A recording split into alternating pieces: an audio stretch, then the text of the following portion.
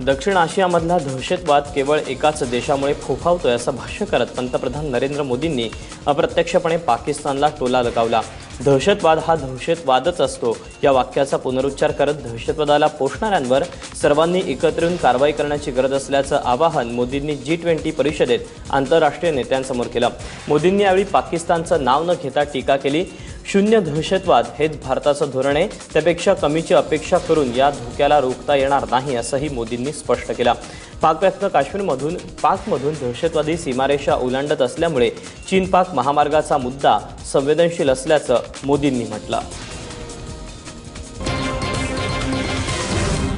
गायींची तस्करी करणाऱ्यांना मारा पण त्यांची हाडं तोडू नका, जेणेकरून पोलिसांच्या कारवाईला सामोरं जावं लागणार नाही असा वादग्रस्त सल्ला विश्व हिंदू परिषदेनं गोरक्षकांना दिला।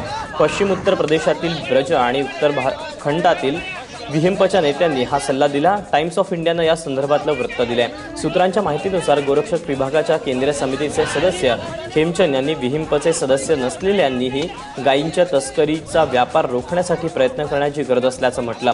काही लोक गायींच्या तस्करांना मारतानाचा व्हिडिओ व्हायरल करून प्रसिद्धी मिळवण्याचा प्रयत्न करतात, मात्र त्याची काहीच गरज नाही असंही मत खेमचंद यांनी मांडलं।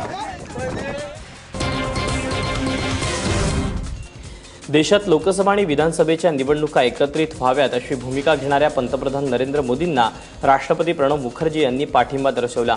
देशभरात कोणत्या ना कोणत्या ठिकाणी निवडणुका सुरू असतात, त्यामुळे प्रशासनातील मोठी कुमक या निवडणुकांसाठी काम करत असते, त्यामुळे या प्रक्रियेतून तोडगा काढण्याची गरज असल्याचं मत राष्ट्रपती प्रणव मुखर्जींनी व्यक्त केलं। याचबरोबर निवडणूक आयोग आणि राजकीय पक्षांनी मिळून या संदर्भात योग्य निर्णय घ्यायला हवा असंही मुखर्जी यांनी म्हटलंय।